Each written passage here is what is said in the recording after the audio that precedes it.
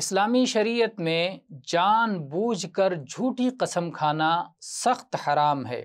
اس سلسلے میں عبداللہ ابن عمرو ابن عاص رضی اللہ عنہما کی حدیث ہے کہ نبی کریم صلی اللہ علیہ وسلم نے ارشاد فرمایا، بڑے بڑے گناہ یہ ہیں: ایک، اللہ کے ساتھ شرک کرنا، دوسرے، ماں باپ کی نافرمانی کرنا، تیسرے، کسی جان کو ناحق قتل کرنا، اور چوتھے، یمین غموس، جھوٹی قسم کھانا۔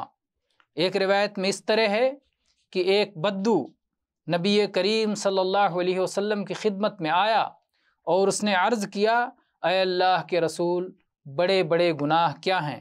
آپ صلی اللہ علیہ وسلم نے جواب دیتے ہوئے فرمایا، اللہ کے ساتھ شرک کرنا۔ اس نے کہا، پھر؟ آپ نے فرمایا، جھوٹی قسم کھانا، یمین غموس۔ اس نے کہا، اے اللہ کے نبی، یمین غموس کا کیا مطلب ہے؟ آپ نے فرمایا کہ کوئی شخص کسی مسلمان آدمی کا مال لے لے، یعنی ایسی قسم کھا کر جس میں وہ جھوٹا ہو۔ جھوٹی قسم کھا کر اگر کوئی آدمی مسلمان آدمی کا مال ہڑپ کر لیتا ہے تو یہ سخت قسم کا گناہ ہے۔ غموس کا لفظ حدیث میں استعمال ہوا ہے جس کے معنی ہوتا ہے ڈبا دینا۔ الیمین الغموس یعنی وہ قسم جو انسان کو گناہ میں اوپر سے نیچے تک ڈبا دے، غرق کر دے، کیونکہ یہ نہایت سخت قسم کا گناہ ہے۔ تو چونکہ یہ قسم ہوتا ہے، کیا قسم میں اگر کسی نے ایسی جھوٹی قسم کھا لی تو کیا اس کا کفارہ ہوگا؟ اس سلسلے میں علماء دو باتوں کے قائل ہیں۔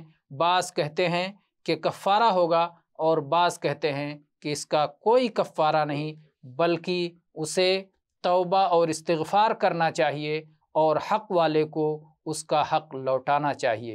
اور یہی بات صحیح ہے کہ صرف کفارہ دے کر کے اس قسم کا ازالہ نہیں ہوگا، بلکہ اس پر فرض ہے، اس پر ضروری ہے کہ وہ حق والے کا حق لوٹائے اور اپنے اس عظیم گناہ سے توبہ کرے، اللہ کی طرف لوٹے، استغفار کرے۔ والحمد للہ رب العالمین۔